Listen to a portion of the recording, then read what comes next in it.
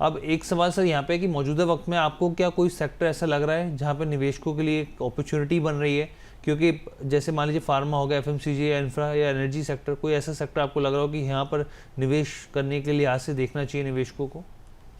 देखिए हर्ष, मैं आपको बताना चाहूंगा जितने भी इनवर्ड लुकिंग सेक्टर्स जितने हैं, जैसे फॉर एग्जांपल बैंकिंग सेक्टर है, जी। वो एक बहुत इंपॉर्टेंट सेक्टर है, प्राइवेट बैंकिंग, क्योंकि उसमें ऑलरेडी उसका 30 to 35% का इंडेक्स में एक बहुत बड़ा रोल है। और मुझे ऐसा लगता है कि ये बैंकिंग सेक्टर बहुत अच्छा परफॉर्मेंस देने वाला है। इसके अलावा मुझे ऐसा लगता है कि कैपिटल गुड्स भी एक मुझे एक अच्छा सेक्टर दिख रहा है। इंफ्रास्ट्रक्चर और मैन्युफैक्चरिंग में मुझे एक अच्छी सेक्टर दिखता है, जहां पे मुझे पता है कि रिटर्न जनरेट करने की प्रोबेबिलिटी बहुत ज्यादा होगा। और इसका जो फॉरवर्ड बैकवर्ड इंटीग्रेशन है आउटसाइड वर्ल्ड से, वो इतनी ज्यादा नहीं है। So as a result of it, ये काफी एक डिफेंसिव प्ले करेगा।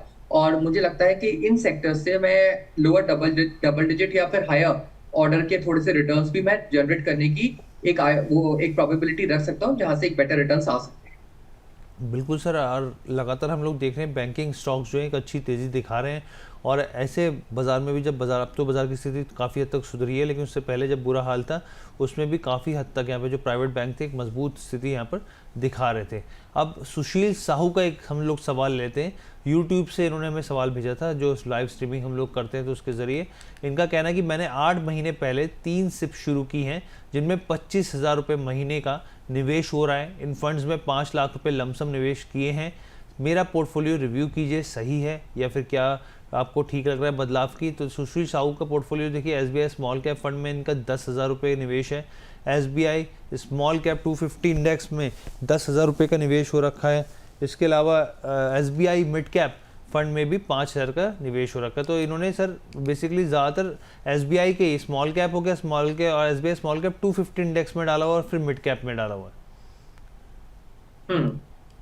देखिए सुशील साहू, मैं आपके पोर्टफोलियो को देख के दो तीन चीजों का मैं क्लियरली बता सकता हूँ कि आपका होराइजन शायद बहुत लंबा होगा।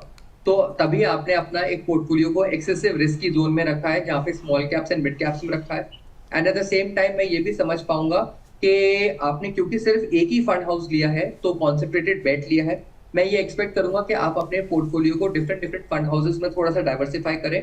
उससे कारण ये होगा कि लेट्स से अगर कुछ नहीं परफॉर्मेंस आ पाई किसी एक फंड हाउस से, तो उसको सपोर्ट करने के लिए और भी फंड हाउसेस है। एक चीज का बस ध्यान रखिएगा, क्योंकि portfolio highly overly aggressive zone में है। अगर आपका कोई भी गोल है जो बहुत इमीडिएट फ्यूचर में है, उसमें उसको अकम्प्लिश करने में थोड़ी दिक्कत जरूर आ सकती है। जिस तरीके के मार्केट का चलन जो आप देख सकते हैं कि कभी ग्लोबल टैरिफ्स आ गए, या फिर कभी कोई सेंट्रल मिडिल ईस्ट में कोई वॉर की एक प्रोबेबिलिटी देखी जाती है। तो साहू जी, अगर आप अपने पोर्टफोलियोज को थोड़ा सा रिबैलेंस कर दें, और अगर ड्यूरेशन थोड़ा लंबा है, तब भी अगर आपके चाहे कैटेगरी सेम रहे, बस फंड हाउसेस चेंज हो जाए, तो भी आप थोड़े कॉन्सेंट्रेटेड बैट से बच सकते हैं। ठीक है सर यहाँ पर। अच्छा सर, एक सवाल और है यहाँ पर कि इन फंड्स में निवेश के लिए आपको क्या लगता है, जो सेक्टर थीमेटिक फंड्स हैं, कितनी ड्यूरेशन होनी चाहिए? मतलब कि मिनिमम इतनी ड्यूरेशन तो होनी चाहिए।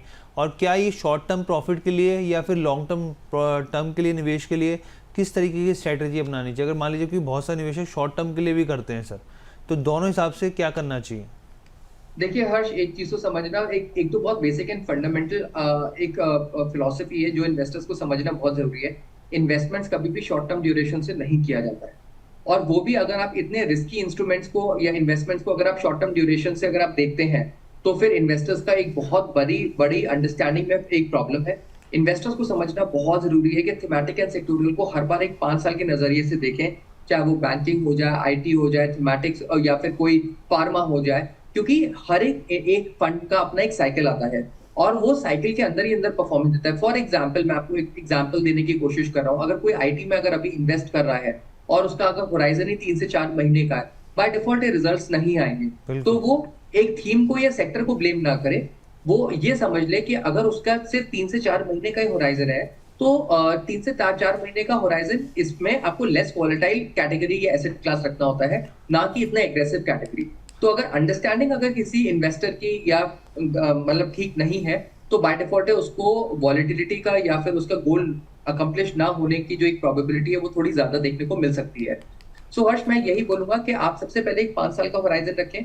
और स्पेशली आईटी जैसी थीम जो हाईली ओवरली सेंसिटिव जी। थीम है, उसमें तो मैं हर बार इन्वेस्टर्स को 5 साल का होराइजन बोलूंगा। जैसे फॉर एग्जांपल आईटी, जैसे फॉर एग्जांपल फार्मा की अगर हम बात करते हैं, हेल्थ केयर की बात करते हैं, तो जी उसने जो अपना मेजर रिटर्न ही कोविड के टाइम में दिया था, जी जब नए नए ड्रग्स के लॉन्च हो रहे थे, जैसे कोविशील्ड हो गए या कोवैक्सिन हो गए, या फिर बहुत ज्यादा स्पेंडिंग हो रही थी इन इन सेक्टर्स के अंदर। तो फार्मा ने बहुत टाइम तक अपने रिटर्न्स नहीं दिए थे, बट जैसे ही वो अपने अपने फेज में आया, उसने अपने रिटर्न्स दिए, इन्वेस्टर्स के पोर्टफोलियो में एकदम रिटर्न शूट अप कर गए थे। तो इन्वेस्टर्स को समझना बहुत जरूरी है कि हर एक सेक्टर अपना एक साइकिल से जाता है, और उस साइकिल को देखने के लिए उसे कम से कम 5 साल का एक होराइजन रखना बहुत जरूरी है।